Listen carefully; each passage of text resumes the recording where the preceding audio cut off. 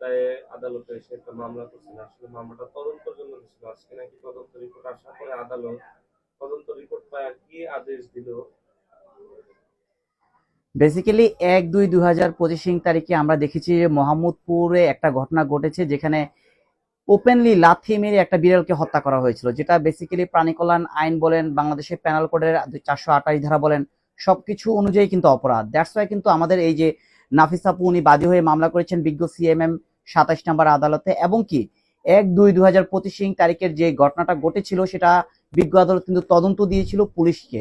মোহাম্মদপুর থানার পুলিশ এই বিষয়ে পুঙ্খানুপুঙ্খানুভাবে ভালোভাবে তদন্ত করে ডকুমেন্ট সহ, এভিডেন্স সহ এবং সকল ভিডিও তথ্য উপাত্ত সকল কিছুকে পর্যালোচনা করে কিন্তু তদন্ত রিপোর্ট আমাদের পক্ষে দিয়েছেন, এবং কি বিজ্ঞ আদালত ন্যায় বিচারের স্বার্থে উক্ত আসামিকে অতি দ্রুত গ্রেফতার করার জন্য বিজ্ঞ আদালত থেকে ওয়ারেন্ট ইস্যু করা হয়েছে, যেটা আমাদের জন্য সাকসেস। এই জন্যই যে বর্তমানে বাংলাদেশের প্রথম কেস যেটা বিড়াল হত্যার কারণে আমরা মামলাটা করতে পেরেছি, এবং কি বিড়াল হত্যার কারণে এই আসামির অপরাধের যে সাজাপ্রাপ্ত হবে সেটা আমরা সুনিশ্চিত, এবং কি এই যে অপরাধ করছে মানুষ, এই অপরাধের ফলে যে আমরা প্রকৃতপক্ষে প্রাণী নিষ্ঠুরতার প্রতি যে বিচার চাইতে পারছি, এবং কি বিজ্ঞ আদালত যে আমাদেরকে সন্তুষ্টভাবে রেমেডি দিচ্ছে, এটাই আমাদের জন্য অনেক কিছু প্রাপ্য। এবং আমি নর্মালি সোসাইটি এবং রাষ্ট্রকে বলতে চাই, যদি কেউ কোনো অপরাধ করছে প্রাণীর বিষয়ে, সেক্ষেত্রে আমরা সবসময় সোচ্চার আছি, এবং কি উক্ত বিষয়ে আমরা আইনগত ব্যবস্থা সর্বদা নিতে প্রস্তুত।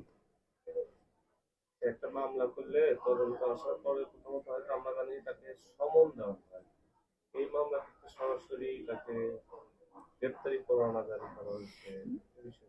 গ্রেপ্তারি পরোয়ানা এই জন্য জারি করা হয়েছিল বিকজ এই ভিডিওটার মাঝখানে স্পষ্টভাবে উল্লেখ করা হয়েছে, এবং কি ভিডিওর মাঝখানে স্পষ্টভাবে দেখা গিয়েছে যে কিভাবে লাথি মেরে এই বিড়ালটাকে মারা হয়েছিল, যেটা বেসিক্যালি একটা বিড়াল বিদায় হয়তোবা সে নিজে আইনগত ব্যবস্থা নিতে পারেনি, বাট একটা মানুষ যদি হতো, যেহেতু মানুষ এবং বিড়ালের মাঝখানে পার্থক্য আছে, দ্যাটস ওয়াই এই বিড়ালের পক্ষ হয়ে কিন্তু আমরা এগিয়ে এসেছি। এবং কি বিজ্ঞ আদালতে এই ভিডিওটা দেখে তার মনেও কিন্তু অবশ্যই সংক্ষুব্ধ হয়েছে যে বেসিক্যালি এই প্রাণী যদি কথা বলতে পারতো, প্রাণী বলতে পারতো যে কতটা কষ্ট করে তাকে মৃত্যুর শয্যায় পর্যন্ত নিয়ে যাওয়া হয়েছিল। দ্যাটস ওয়াই কোর্ট কিন্তু সন্তুষ্ট হয়ে সমন না দিয়ে ওয়ারেন্ট দেওয়া হয়েছিল উক্ত আসামির বিরুদ্ধে।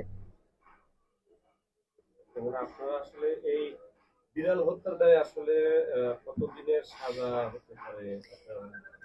আমরা বেসিক্যালি মামলাটা করেছি প্যানেল করে 428 ধারায়, যেখানে সুস্পষ্টভাবে লেখা আছে 2 বছরের সাজা হতে পারে। সো আমরা চাই অতি দ্রুতই 2 বছরের সাজা হবে এই মামলাটায়, এবং এই মামলাটা যত দ্রুত বিচারিক পর্যায়ে নিয়ে যত দ্রুত সাক্ষী দিতে পারি তত দ্রুতই আমরা ইনশাল্লাহ আশা করছি যে ভিকটিম যে বিড়ালটা ছিল তার অপরাধী যাকে মারা হয়েছে সে আসামির যেন অবশ্যই সাজাপ্রাপ্ত হয়, এবং বাংলাদেশে যেন এটা অবশ্যই একটা চিরন্তর একটা ভবিষ্যৎ এক্সাম্পল হয়ে থাকে। যে যে ধারায় মামলাগুলো আসলে ফাইলিং করেছিলেন, আসলে এই ধারাগুলো একটা বিড়াল হত্যা মানে প্রাণী হত্যার দায়ে সর্বনিম্ন কত বছর সাজা, সর্বোচ্চ কত বছর? বেসিক্যালি আমাদের প্যানেল করে 2 বছর পর্যন্ত সাজা লেখা আছে, সেখানে যদি কোর্ট কনসিডার করে সেক্ষেত্রে সে এই 2 বছর সাজাটাকে কমিয়ে আনতে পারে। এই মামলায় কি সর্বোচ্চ সাজা দিবেন? সর্বোচ্চ সাজা 2 বছর। আপনারা আসলে বাদী পক্ষ থেকে কি প্রত্যাশা?